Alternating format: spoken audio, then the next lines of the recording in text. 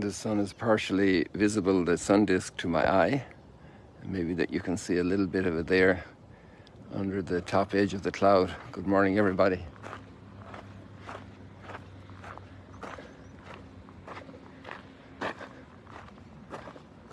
And the whole sun is there, but we don't see it. We just see a little proportion of it. And that light left the sun 8 minutes ago. And we don't have to think about those things all the time because life goes on, but there are things we know. And sometimes we dramatize things out of context.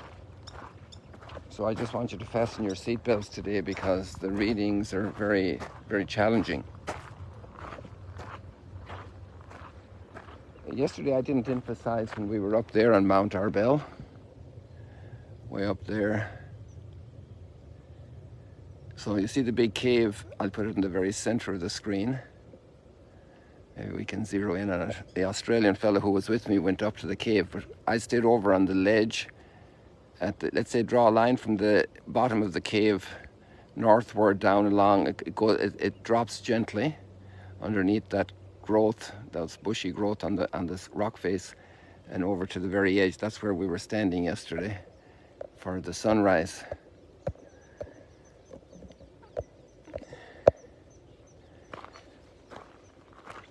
And in that conversation, and also at Mass yesterday evening, and further commentary on the readings,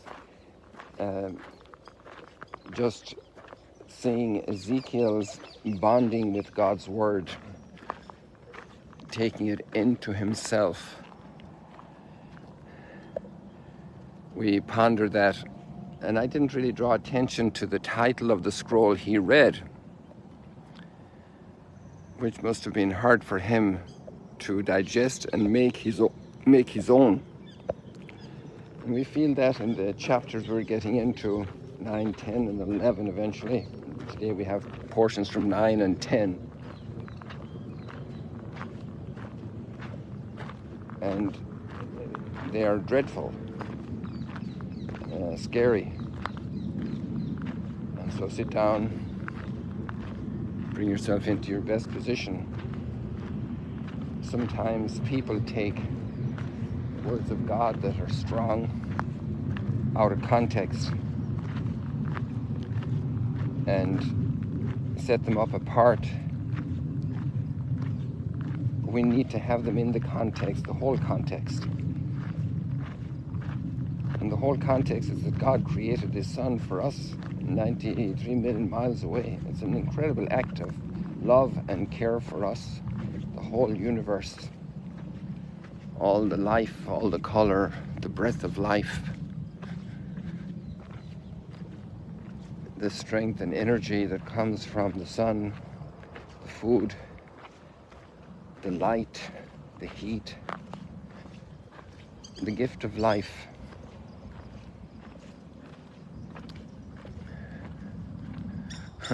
This crow got breakfast, but staying a little bit protected, doesn't want to be challenged by others,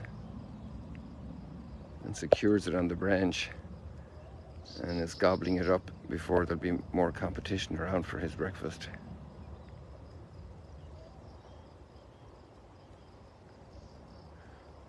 He never had such a big audience for breakfast worldwide.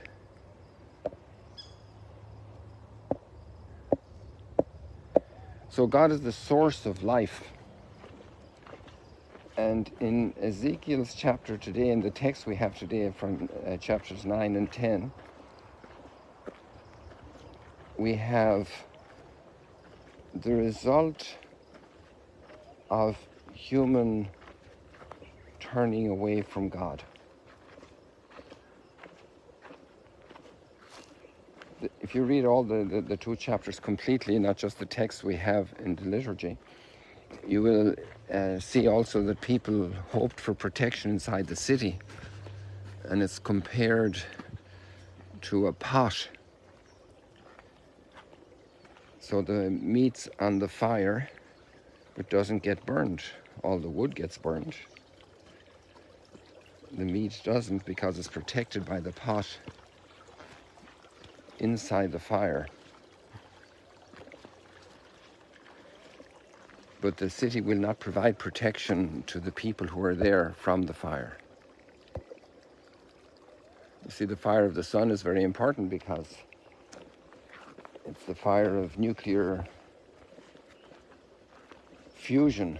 The nuclear energy we use today, hopefully for good purposes only, is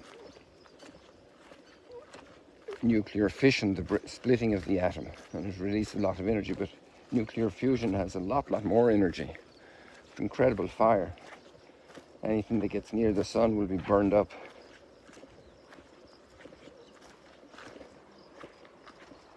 And we know the danger of fire. We have to, don't play with fire, that famous proverb, right? And fire as a force for good, for forging iron, for purifying metals.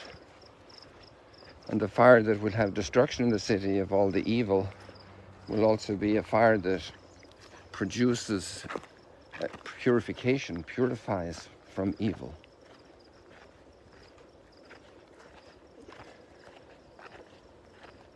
So we're talking about very tough themes here. And we can intersect them with a couple of other themes that span across Ezekiel and the Gospels today. Some people are spared, and some people are falling into destruction because of abandoning the God of life. This is the teaching of the reading of Ezekiel. And at the end of it, the whole chariot of fire leaves the city. The presence of God leaves the city. It's also a very powerful image. And the arrogance of us as human beings, we don't like to hear that we're arrogant, that we're presumptuous, that we're deceitful, that we're disloyal, that we're unfaithful. Those kind of questions are very unsettling for us, and we rebel against them because they're threatening of our existence. And first of all, nowadays we're not so much concerned about our existence, it's simply our reputation. Just our reputation. And so we're in very, very big themes today, people, serious themes. But in the context of a God who loves, a God who gives life, who wants to give us life.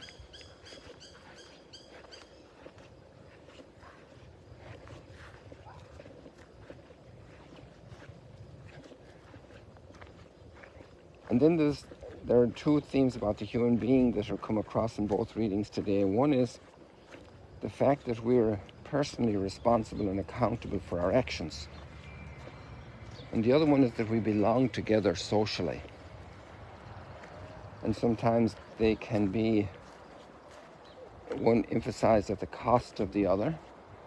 And it's a great act of balance and understanding to have harmony between them.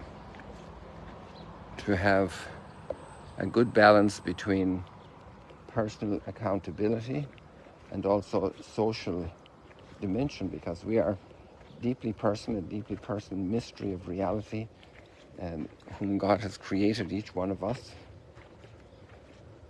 And we are destined for eternal glory.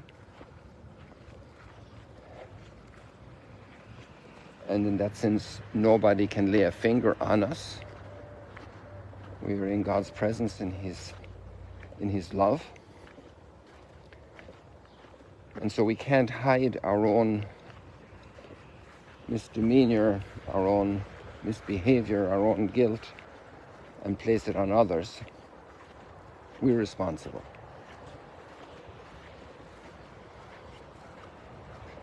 But then there is a responsibility together.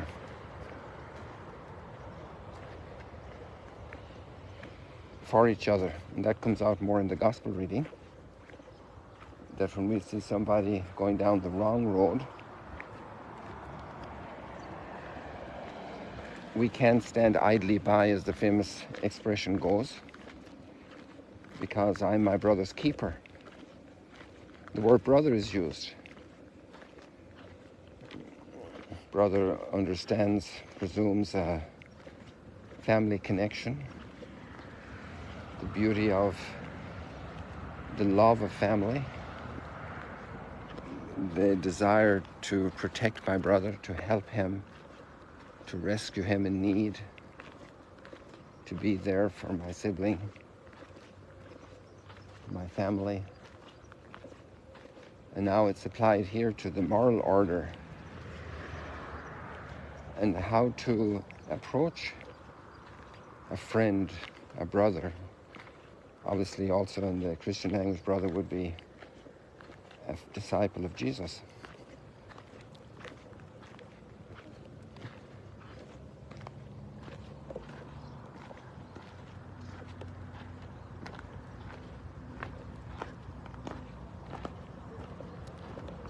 And we would say in Christian terms, ecclesial, a church dimension to our religious life. Not just a private dimension, but also a church dimension, a community dimension. We're gathered in together.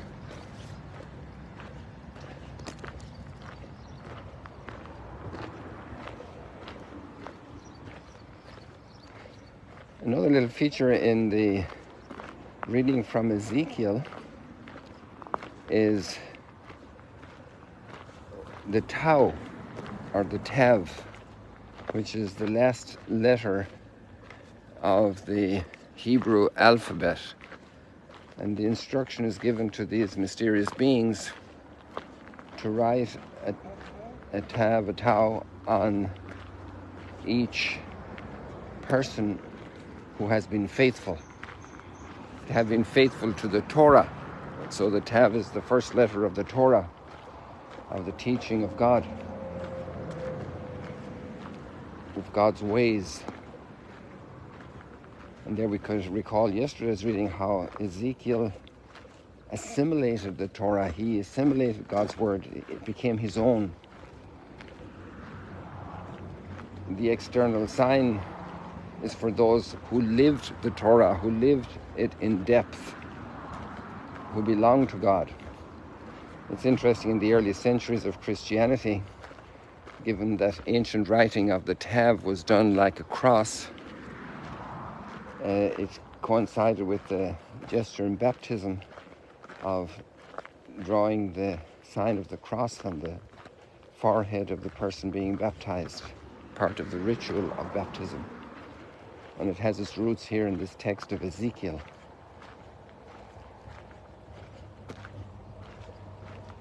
It's amazing the interconnectedness of our heritage.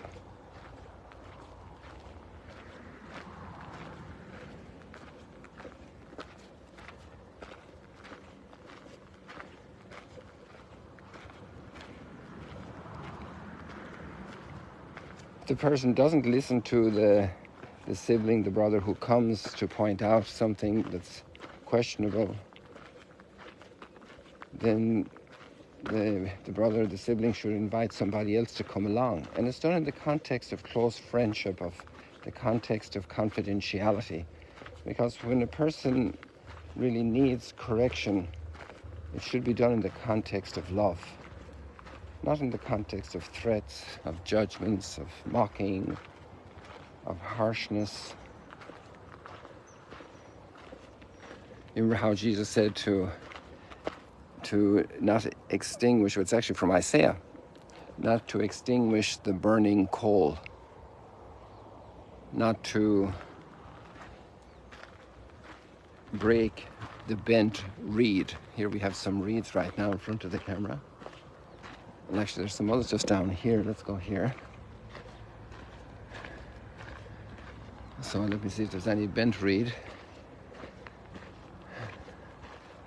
These ones are still strong and standing, but they're very abundant, so they're reaching out to get their own space for light. But you could have a bent reed that's bent, and it's not going to grow well, and then you just smash it. Well, if somebody is a bent reed or a smouldering coal, you know, to go on and stomp on it and wipe it out. No, that's not the way if there's any little sign of life at all, encourage life. Add a little water to that plant, give it another chance. Stir the soil a little bit around it, add a little nutrition, bring it along, help it. Love wants to save, to redeem, not to destroy. That gentleness in approach, there's a lot for us there, people. And we all have to learn that path. It's so easy to become the policeman, to become the court marshal, to become the court official that calls out the list of crimes, to become the judge who dishes out the condemnation and the punishment. Across our society, taking on people publicly with big protests in the media and the social media. Of course, things should be brought to people's attention. It's a burden, it's a duty. Then how to do it is a big challenge.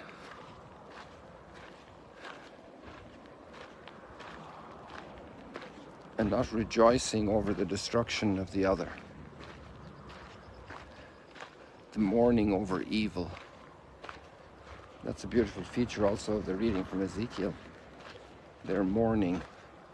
They're weeping over the evil in the city, in the country, in the politics, the breakdown of society.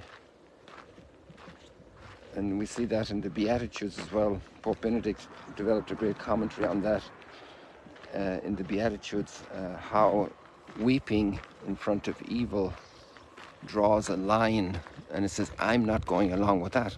I can't stop it. It's too big. They're out there. It's a monstrous force of evil at work. But I'm not in agreement. And even the tears of disagreement, laughter and joking about it would be going along with it. Like with a bad joke, an improper joke. And people laugh and smile. Well, no, I don't need to laugh and smile. And if we train the children to respect life, to respect the human body, to respect each other, not to mock, not to laugh at mockery, but to weep. It won't always be cries and tissue paper, but it will be the refusal to laugh at evil in the small things. Because if we resist that evil in the small things, then we will be much more capable of dealing with the bigger things and transforming society. People, let's call it a day. God bless you. See you later, alligators.